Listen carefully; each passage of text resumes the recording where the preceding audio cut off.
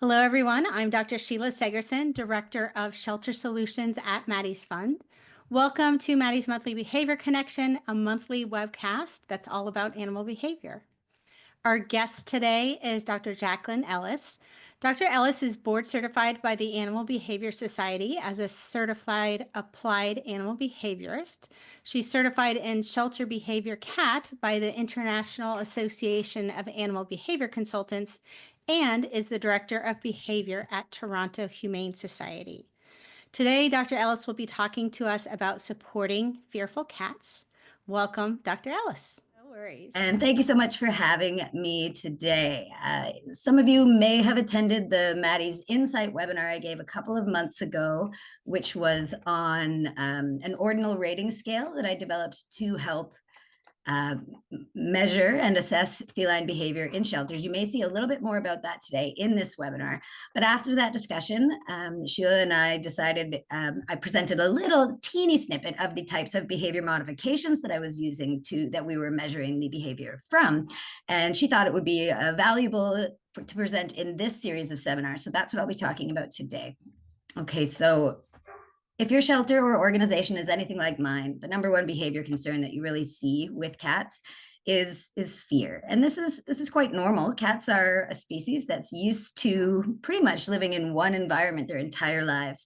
You take them into a shelter where everything's novel and they're taken away from all the things that they know and love. And of course, they're going to have a bit of a fearful reaction to it. And it's the responsibility of any ethical organization to put this forefront in their minds and do our absolute best to make sure that they can live their best lives while they're with us and that we can get them into homes as quickly as possible. And of course, they're not going to show very well. Their adoption potential is going to be diminished in addition to their welfare while they're experiencing this fear. So this is our best strategy to improve their welfare while in shelter, but also get them out of shelter, because despite our best efforts, no shelter is really a great place for cats. So the terms fear, anxiety, and stress are terms that we all use quite frequently, but I have struggled with these terms myself and discovered that a lot of people don't quite know the difference between them. So I figured that'd be a good place to start. So fear is really an emotional response to a known or definite threat. So let's say, for example, you see a predator, you're a cat, and you see a predator, you're going to be fearful of that predator. Anxiety, on the other hand, is an emotional response to an imprecise or unknown threat. So maybe you're in an area where you suspect there may be a predator, but you haven't seen one yet. You might be anxious of that. And stress is the psychological and behavioral response to perceived threats that have the potential to reduce your welfare. So that covers both fear and anxiety. And stress itself, again, a topic we talk about all the time, but it is not entirely clear to everyone I speak with how stress works, how it impacts an animal. So really the process starts with encountering a potential stressor. This could be anything. In our shelters, it's often us, but it's also the environment that they're put in. But we all see lots of cats respond to these potential stressors very differently. So the very first thing is an initial appraisal period where they encounter a potential stressor, and it depends how that individual perceives it. So do they perceive it as safe or risky? And how they appraise this potential stressor depends on many factors, one of which is their learning history. So perhaps they've been exposed to a lot of different environments, and then so this new environment may be less stressful to them. It depends on their temperament type. Are they more of a bold or a shy kitty? And it depends on what we do in that shelter, what our husbandry practices are, what environmental enrichment we're giving them, the environment in general, both macro and micro level, whether they're going to perceive this environment as risky or as safe. Now, of course, if they perceive the environment as safe, it's really the end of this diagram. They're not going to be stressed by it in this typical kind of fear type response way, at very least. But if they perceive it as risky, that's when their stress response starts. So there's a number of different components to this syndrome, but there's behavioral responses. So perhaps they fight or flight. Maybe they'll try to hide. Maybe they'll try to run away. Maybe they'll try to lash out. The sympathetic nervous system, so their heart starts beating, their eyes start dilating. And then there's lots of neuroendocrine things that are happening behind the scenes as well, which is what produces levels of cortisol rates, things like that. Now, as a result of this stress response doesn't happen for no reason, right? Biologically, it's there to help them to try to cope with this stressor. So through this stress response, ideally, they would have the ability to habituate or escape from the stressor. Or they aren't. And that's when they have a continued stress response. And if they are able to habituate or cope or escape from the stressor in some way, that's when they recover from this stress. But if they have a continued stress response, that's when it can result in distress.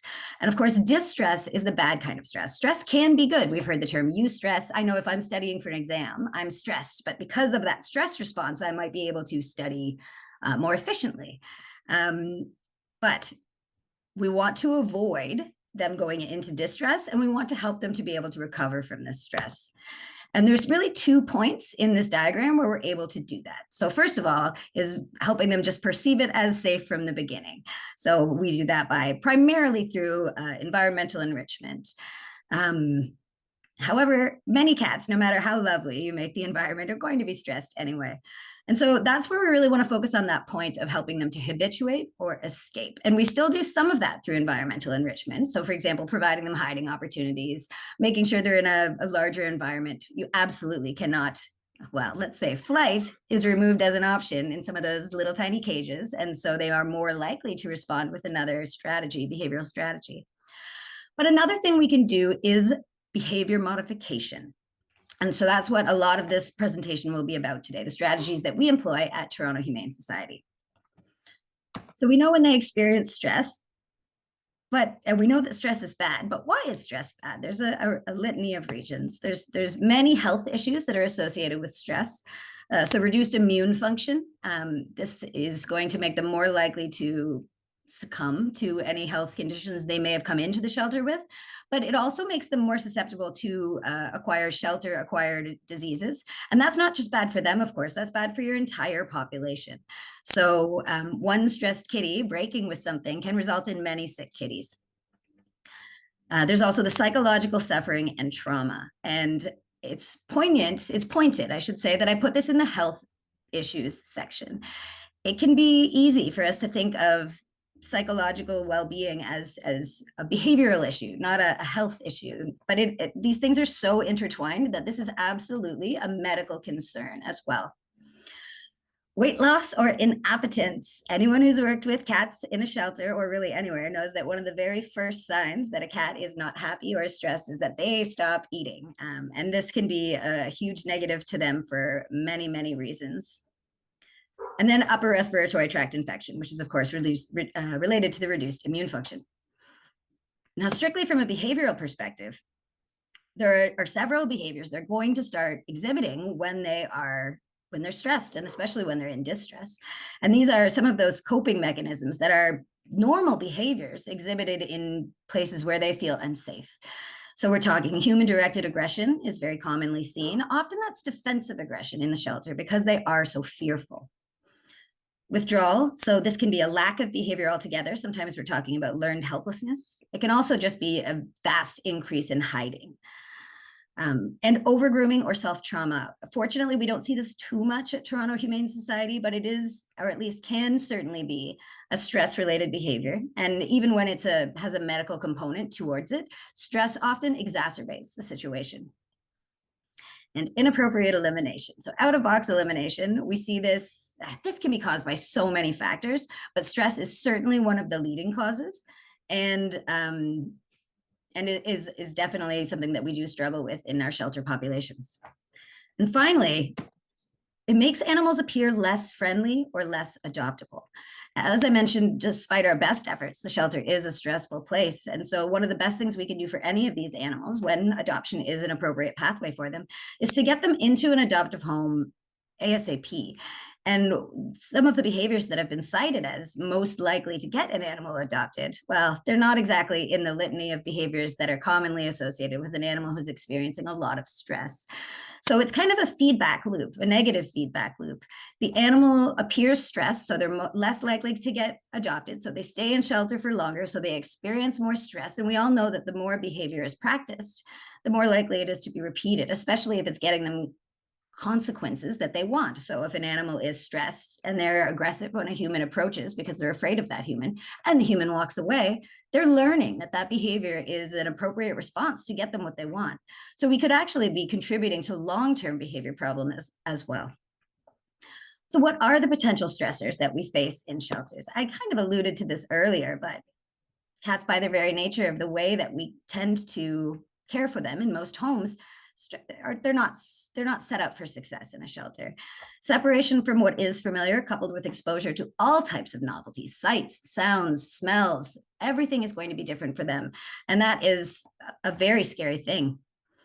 And then on top of that, we often have them in these small environments, in small cages. Many shelters are fortunate enough to be able to portalize their cages or even have out of cage spaces, but these are still smaller than they're used to if they did come from, let's say, a home or even a stray. And this confinement removes some of the options of the behavioral strategies they employ to help themselves to get away from what might be scaring them. Some cats, on the other hand, are stressed more by the lack of stimulation. So shelters are a relatively barren environment. Even the absolute best ones, you're not going to get as much enrichment as you are in many other environments. And finally, noises. So how often have you been in your institution, in your shelter, and you can hear a bowl clatter to the ground from 3 rooms over? These sounds can really certainly be very scary, especially when the room's already quiet and it goes from that 0 to 60. So instead of, it goes from completely silent to just earth-shattering, fearful sounds, which can engage that startle response. So many of these things can be addressed through environmental enrichment. For example, the noises. If you have some sort of music on at all times, instead of going from 0 to 60, I say at all times, but of course I mean during operating daylight hours. Instead of something going from 0 to 60, it would be going from 25 to 60, which is going to have less of a startle. So a lot of these things we do address through environmental enrichment.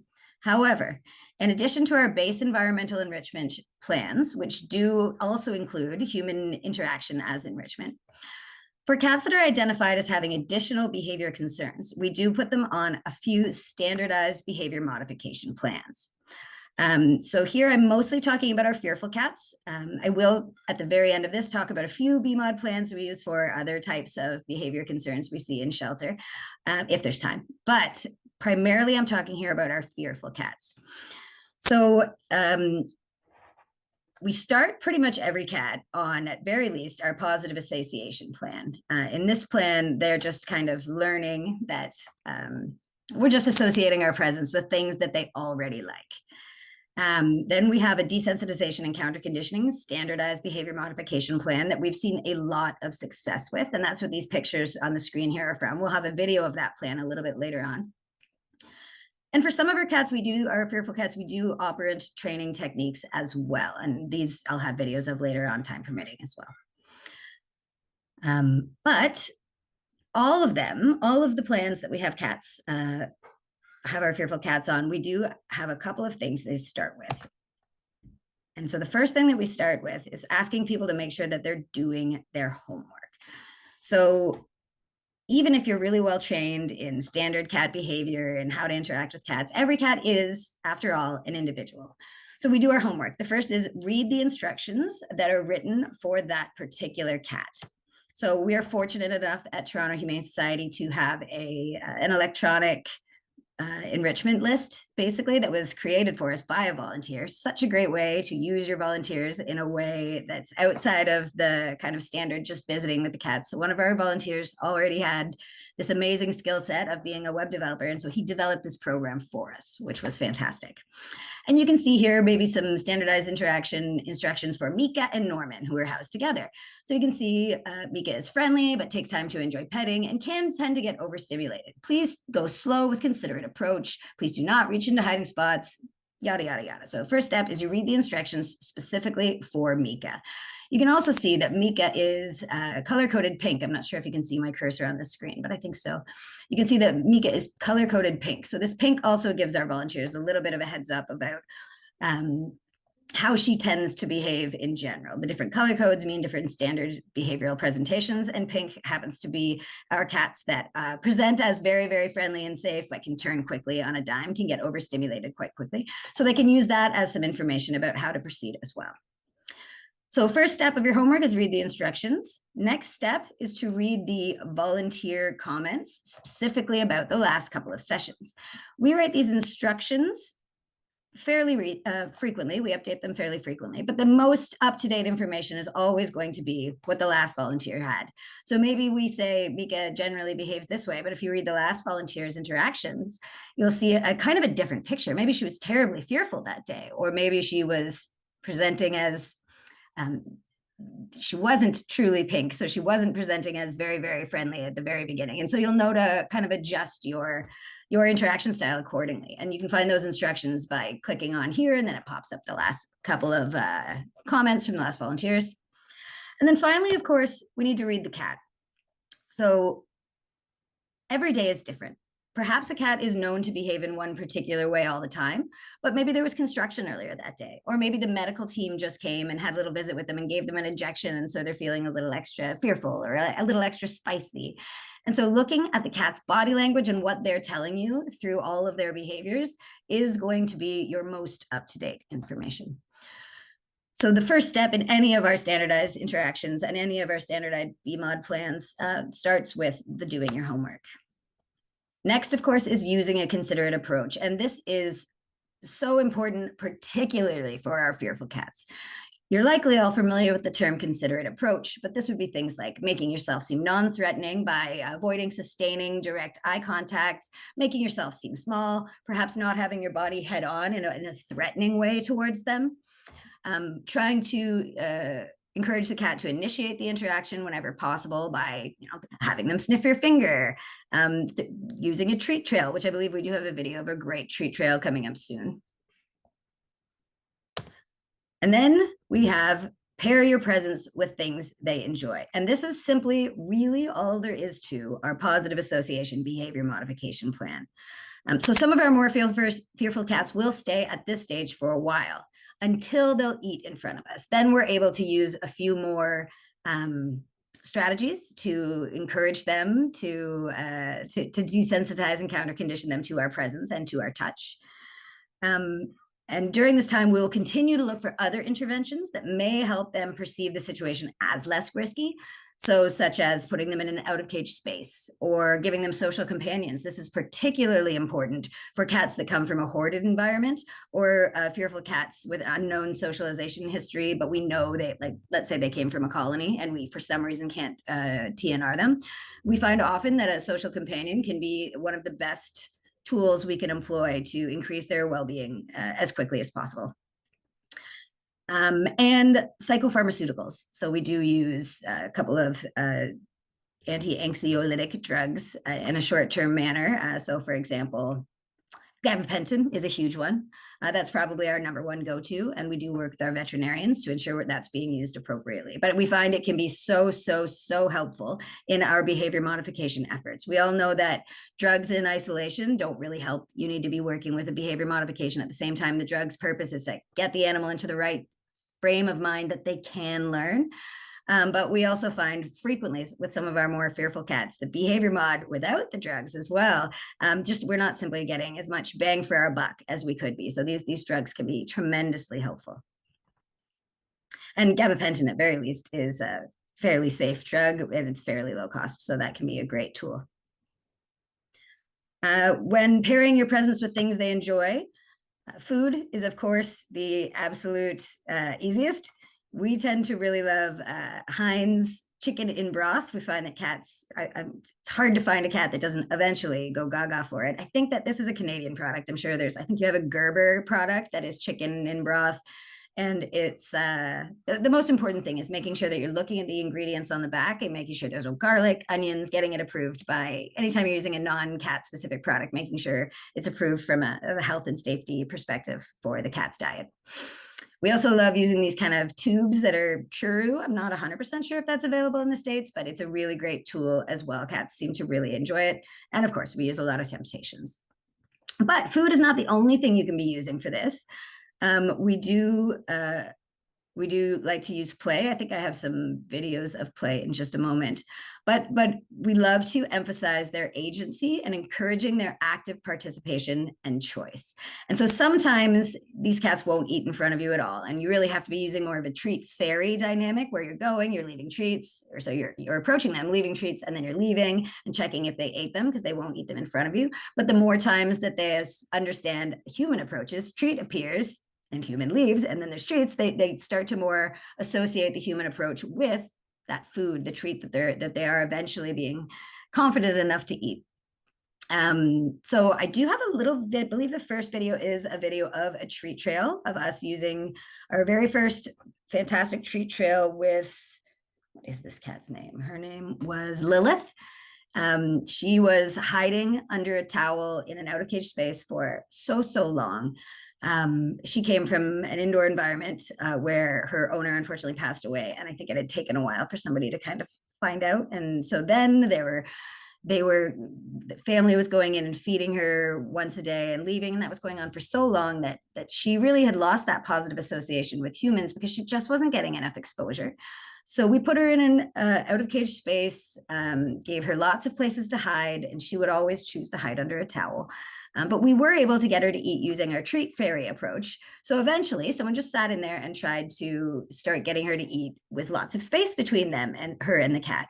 But of course, every time you go forward to give her another treat, that's not having that space there. And that's making her feel like we're forcing ourselves upon her. So we use a lot of these treat trails. Now, treat trails there's skill involved. A couple of things is making sure that your aim is good. So a lot of practice away from the cat is important to make sure that you don't just bonk the cat in the face of the treat and make them more fearful. But also, I find it's so important that you wait until the cat is finished eating that first treat before you throw the second treat. You can't just go up and put a treat here and then put a treat 2 inches away, then put a treat 2 inches away and put a treat 2 inches away and sit back and let the cat come to you. It's not going to work. So they like to see that next treat falling right when they're looking up from their first treat. The motion in it must encourage their natural instincts towards motion or something along those lines, because that is the best success that I have. So I'm going to show you this video of me and Lilith with a treat trail. My trick placement is not always fantastic. My aim is not great, but you can definitely see that she is being encouraged by seeing the next treat fall. Is that a treaty? Go get it. Yeah, good girl. Oh, do you want another one? There you go. Good girl. Get it. Get it. Good girl. Come on out. It's a great kitty. There. Good girl. Come get them. Come on out, sweetheart. Come on. Oh, no, come. Okay. That was too far.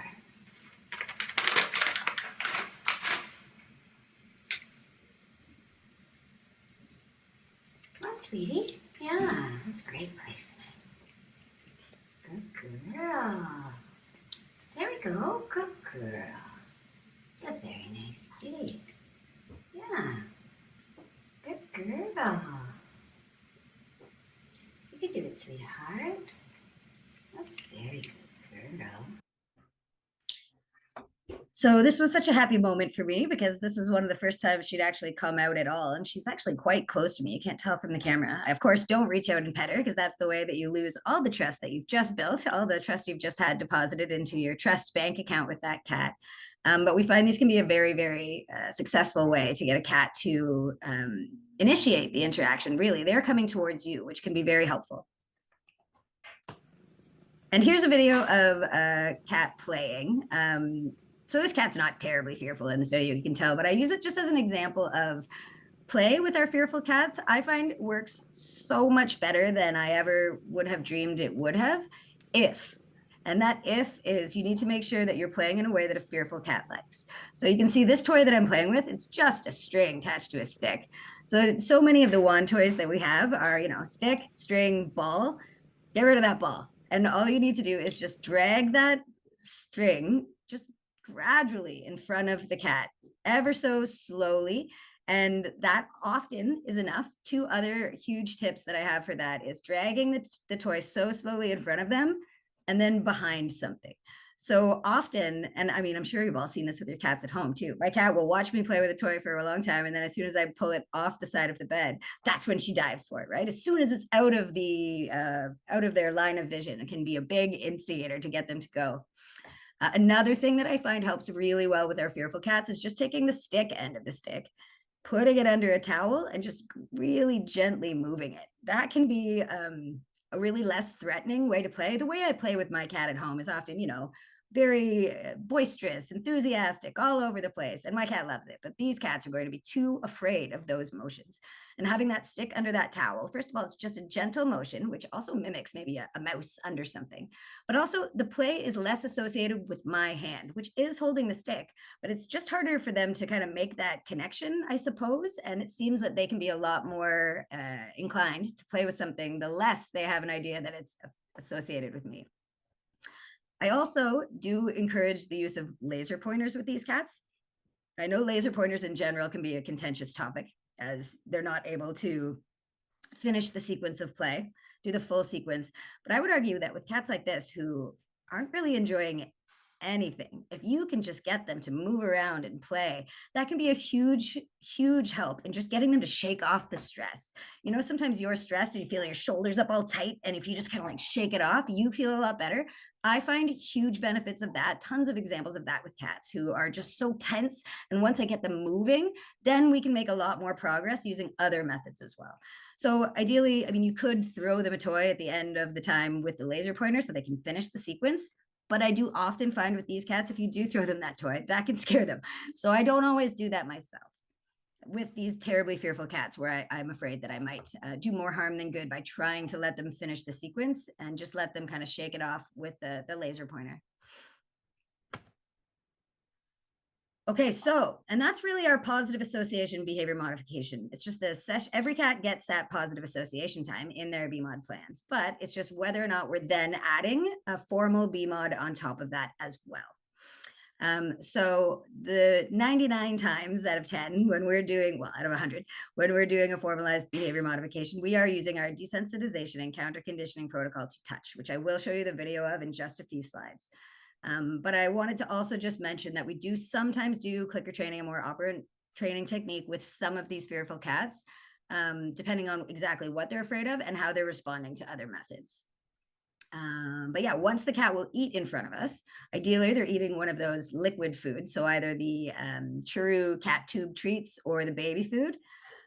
We can use it to work on our formalized protocol. And if any of you have seen Bailey Egan's paper that she put out, gosh, it must have been a couple of years ago by now, of the protocols that they use to work with their cats from hoarded backgrounds, ours is so similar to that. I was so encouraged when I saw what they were doing because it's so nice to see great minds think alike, and that we must be doing something right if they're doing the same thing and they're also having success. So I can't say enough good things about her work. So if you haven't checked that out, I really recommend looking into that as well.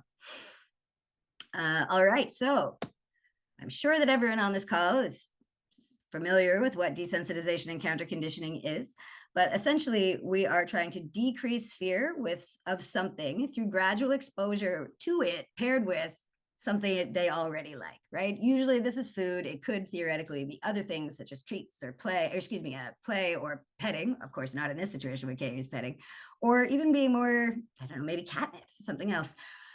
So in this image I have on the screen, just for illustration purposes, we're saying that before we do the process, this cat is terrified of this boy, but this cat loves this food, right? And so if we are giving them greater and greater exposure to the boy in association with the food, then eventually the cat will have the same reaction to the boy as it does to the food. And that's desensitization and counter conditioning in a nutshell, taking something that an animal is afraid of or has a negative response to, pairing it with something that it already has a very positive response to, and making sure that that exposure is gradually increasing. So I'm going to show you that video now, which will show you how we conduct this behavior modification process at Toronto Humane Society. As a heads up, this video says how to use it with kittens. We use it with all cats of all ages. And in fact, we use a very similar process, at least. Actual hand placement is a little different, but a very similar process with our rabbits and guinea pigs and all sorts of other species as well. So here's the video.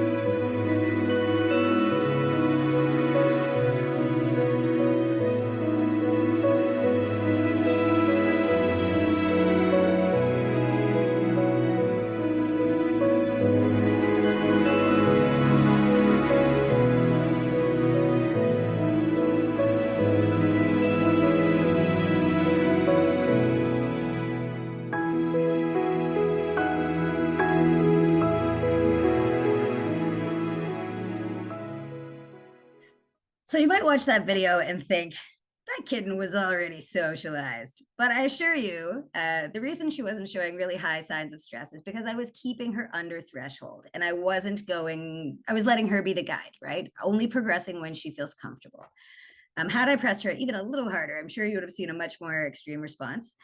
And I will tell you that took from her not permitting any touch at all to her loving being pet. That took 20 minutes. Now, is that common? No. Even for her litter, her name was Lennon, the rest of them were all other beetles, they took longer. They did, but they got there relatively quickly. And of course, we have much quicker success with our kittens than we do with our adult cats. But I will say that we have some pretty good success with our adult cats as well. There are, of course, some cats that are unsocialized that we ultimately do end up placing in barn cat placement programs or things of the like. But for our cats that are under socialized, so poorly socialized, or that are just terrified in the environment and just don't trust you right away, but we know from their intake form or from videos we've seen that they're socialized, they're just terrified, we have tremendous success with that protocol. And the age and a number of other factors influences how quick they respond, in addition to whether or not they're on drugs. But this is tried, tested, and true method that we use with 90% of the cats at our facility that are on a behavior modification plan or in foster. And on a behavior modification plan, we use this process, and we have had such good success since we formalized it and made it methodical. We track it. We'll talk about the tracking a little later. And we're able to really move cats through our system much more quickly, improve their welfare, and ultimately improve our life-saving capacity, which has been a game changer for us. So speaking of recording data, that is our next topic. Just a quick note about this picture, this cat here. This is an example of using environmental enrichment to kind of help a cat shake it off. This is kind of like play. This is a cat I'd never seen full body before. Had never come out of hiding. We're showing a video of birds. The cat finally comes out and ended up, after kind of bored of the video for a bit, walking around the room. So just kind of getting them to forget, like distracting them with something interesting to get them to shake off that stress can be a huge help. But so recording data, we have a couple of different methods that we use to record data. And I think that whether or not you're able to record data or what method of data to record for your organization would vary based on a lot of things. The infrastructure you have, the technological prowess of the people who are performing these programs, but we use 3 different methods. So the first is presence or absence of key behaviors. So we identified 3 desirable behaviors and 2 undesirable behaviors that we wanted to keep track of that we thought were giving us a good indicator of what we considered progress. So these are for our fearful cats. So eating, so whether they're eating in front of us during one of these sessions. And remember, a session is the positive association part, the considerate approach, all the playing attempts, all that stuff, and often the BMOD as well, the DSCC as well. So we want to know if they're eating in front of us. We want to know if they're actually engaging in play. And we want to know if they're out in the open. So oftentimes, not often, sometimes you'll see a cat terrified on top of a bed. So just being out in the open doesn't mean necessarily the cat is experiencing good welfare or is not fearful, but it's usually a pretty good indicator that if they're out from under something that is a hiding opportunity, something that's concealing them, at some point during the session, that's a good sign. The undesirable behaviors we're tracking are swat or bite attempts or successes, and whether or not they hissed or growled. So of course, we're not looking at the number of hisses. We're just looking at did they hiss or did they not hiss. So sometimes this misses some improvement in a cat. So for example, maybe on the first day they hiss the entire time, like anytime somebody goes up to them, and if you go into the room, even if you're sitting super far away, they'll hiss and hiss and hiss and hiss. And then eventually they'll only hiss right when you enter and they'll stop. So we're missing that. When you collect data, there's always a checks and balances between how much we can collect everything, but that's going to take forever to record, or we can collect as little as we think we can get away with. And so you're always trying to have to make sacrifices on either of those sides. But so with this, let's say a cat exhibits all the undesirable behaviors and none of the desirable behaviors. The cat's score would be a -2 because they attempted to swat, they hissed, and they didn't eat, play, or come out in the open. So they get a -2. But if they don't swat or bite, they don't hiss or growl, they eat in front of you, they play with you, and they're out in the open in front of you, they get a +3. So basically, their score could be anywhere from a -2 to a +3. We choose to track these in an Excel spreadsheet. You can see each row here is a different session. We can see the date, approximately what time the session was at, and the name of the interactor. We like to collect that information because then maybe we might find patterns like this cat always has great scores in the afternoon or only with men. And then we can try to capitalize on those things to make progress in those time periods that we hope we can generalize to other time periods or with other types of people. And so you can see that we have the desirable and undesirable behaviors up here. Where's my mouse? Here it is. Swat, bite, -1. Hiss, growl, -1. Ate, treat, 1. Played, 1. Out and open, 1. And then we have that summary score. So what is the behavior, the total? So from -2 up to 3. And we can see with this cat that it started at like a 0 or in the negative. It's rarely a linear progression, right? It's never a straight line. But then at the end, we're seeing much more positive numbers. And we're able to look at that in a graph. I love a good graph, because you can tell in an instant whether this cat is actually improving. And this, I think, shows a pretty clear picture of we're seeing progress in terms of these desirable and undesirable behaviors. Once upon a time, all the reports I was getting from volunteers were paragraph form, and I was finding it very difficult to look across time and tell if there was actually improvement or not, because there was no standardization in the language that was being used, and they weren't always talking about the same behaviors. So maybe one day someone would mention the cat played, but for the next 3 days, no one mentioned it.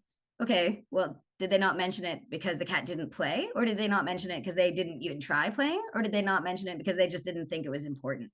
So in this way, we're able to get a more consistent picture and a much more efficient way of checking for progress and knowing when new interventions need to be applied.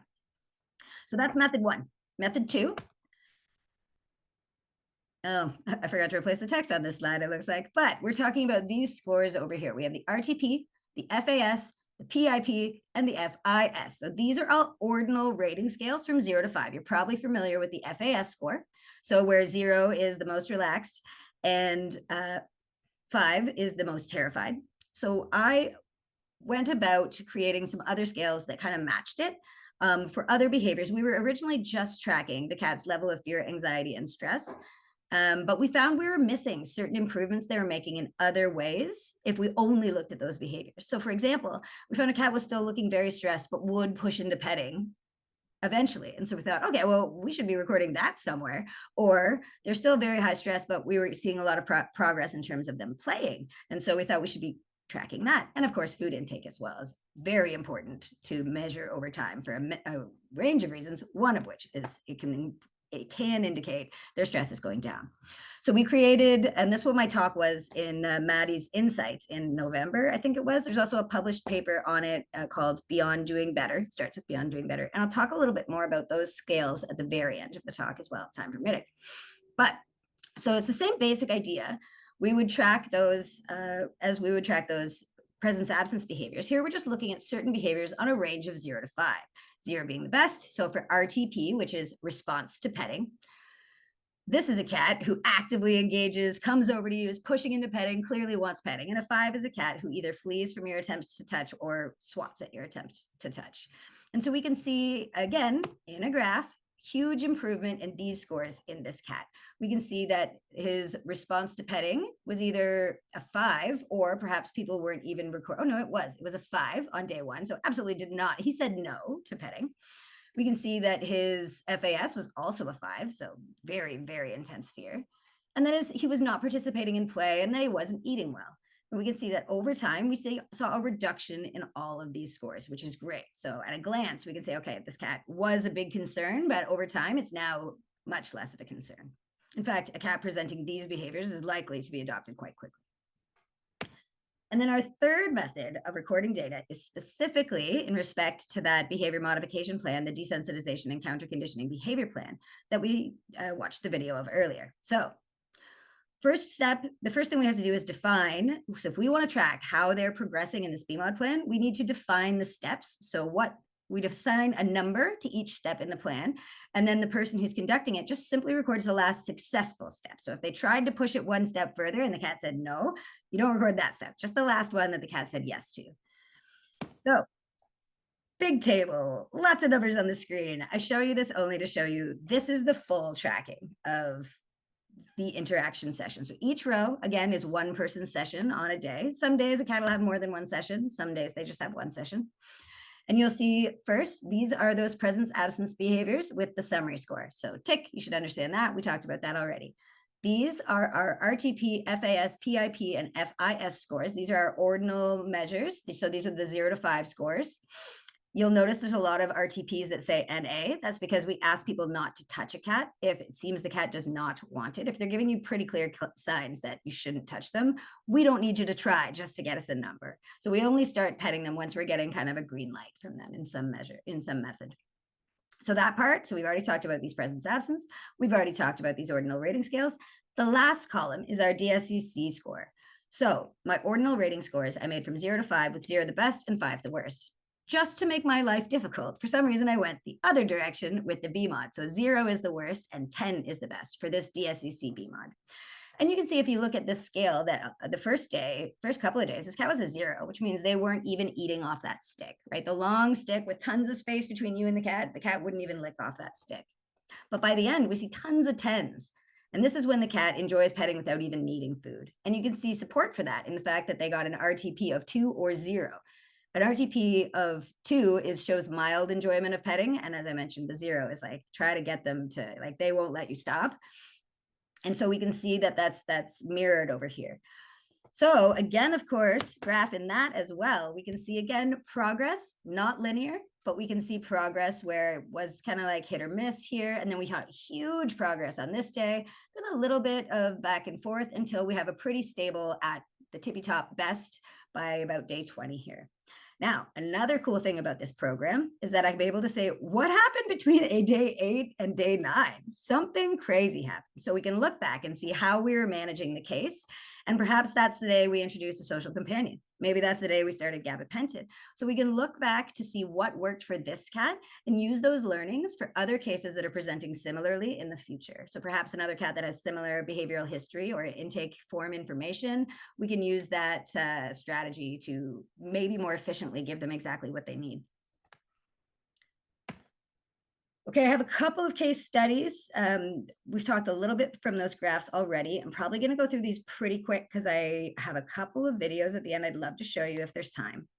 But case studies, you'll recognize this graph from before when we were talking about the cat that started off at all 5s and got better over time.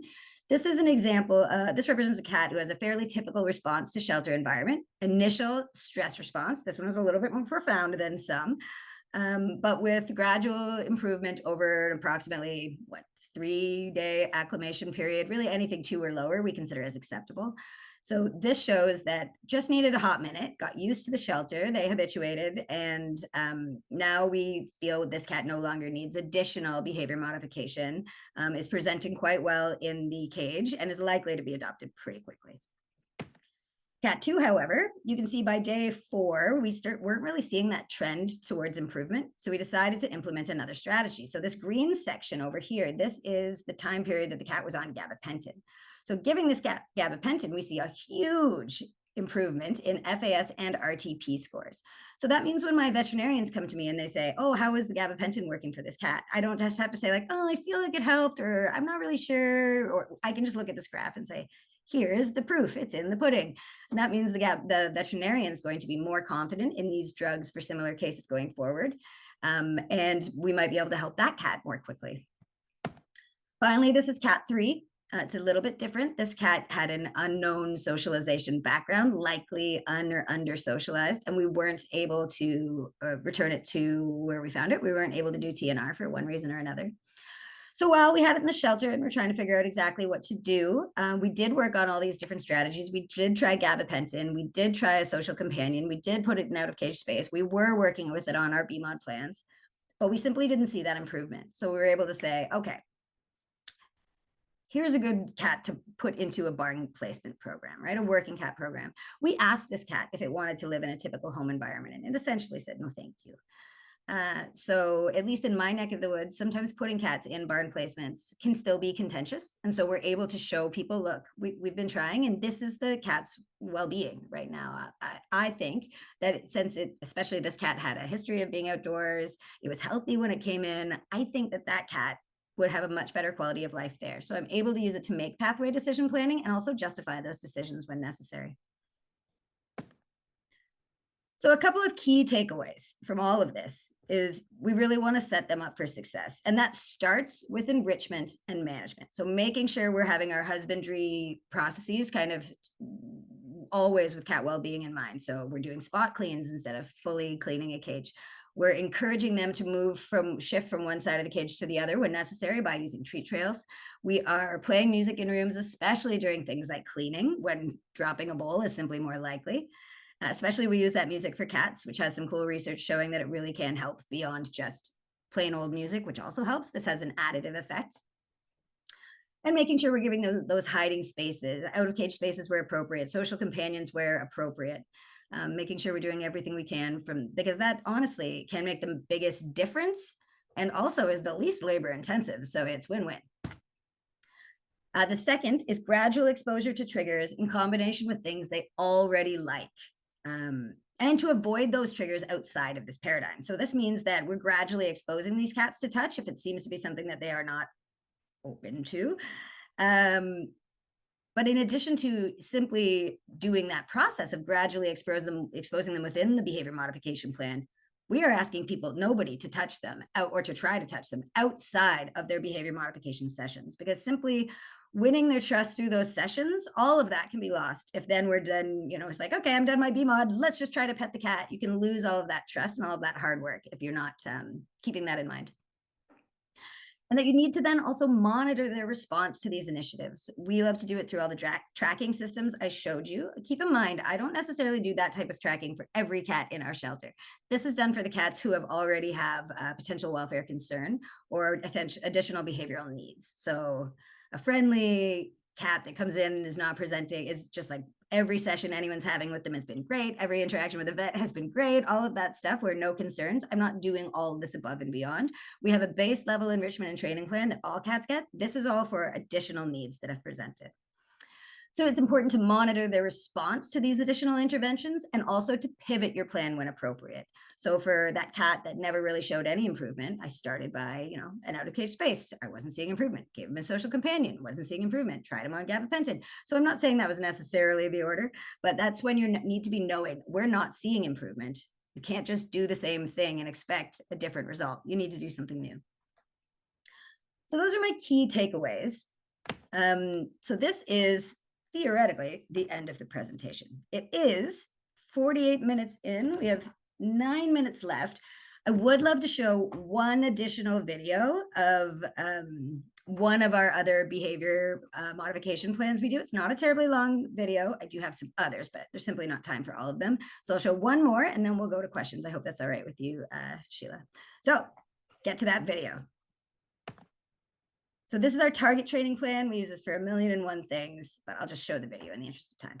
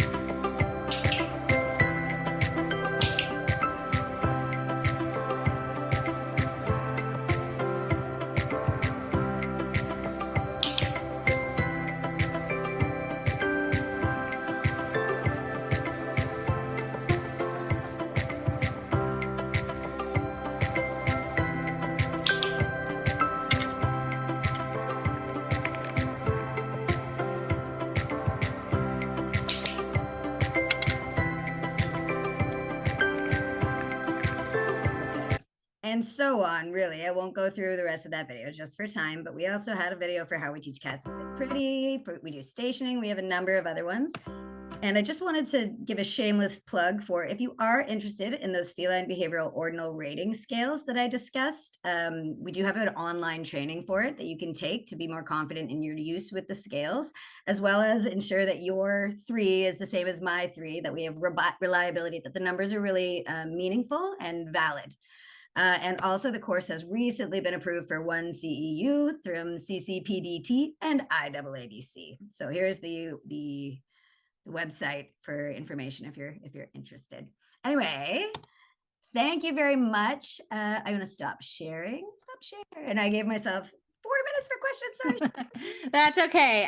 Everyone was very appreciative, and we had a very brief vote in the discussion about whether people wanted to see another video versus go to Q&A, and the answers are very mixed. Lots of excitement about everything. Okay.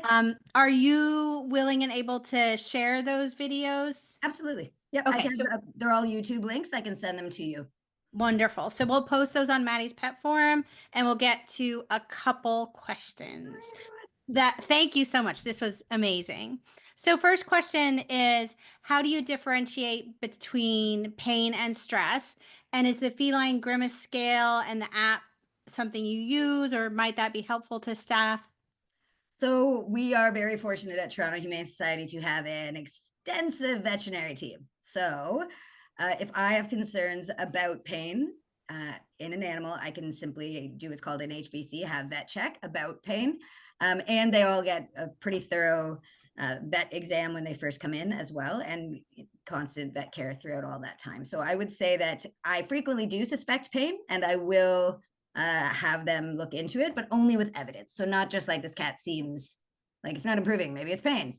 I would be, maybe it's pain based on this evidence. I don't use the grimace scale. I know that our vet team does use it in certain cases. Maybe it's something I should look into more, but it's certainly not something I'm using at present. Okay, great. Thank you. Next question. Did you notice any trends in terms of time of day for higher scores and success with each various behavior?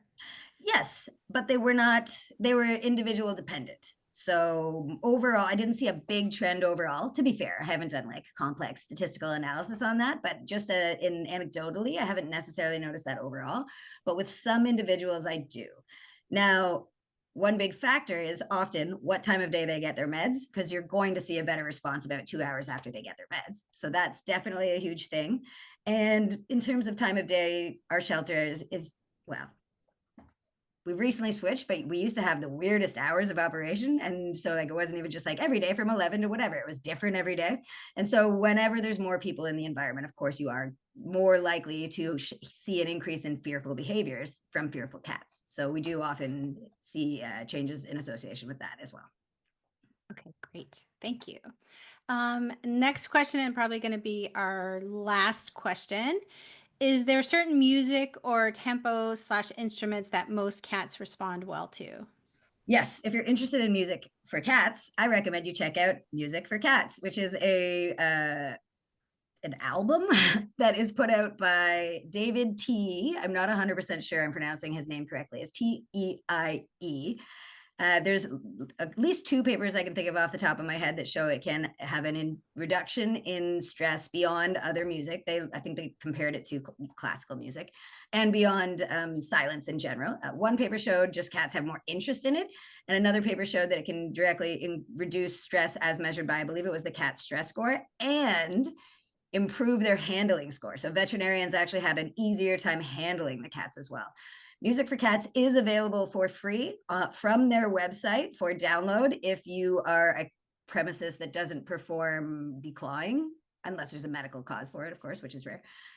Also, there is a 10-hour loop on YouTube that you can just play, which is what we play in our shelter. I got the files from their website, and I just am technologically an idiot. So I ended up going with just playing the YouTube loop on our computers for 10 hours.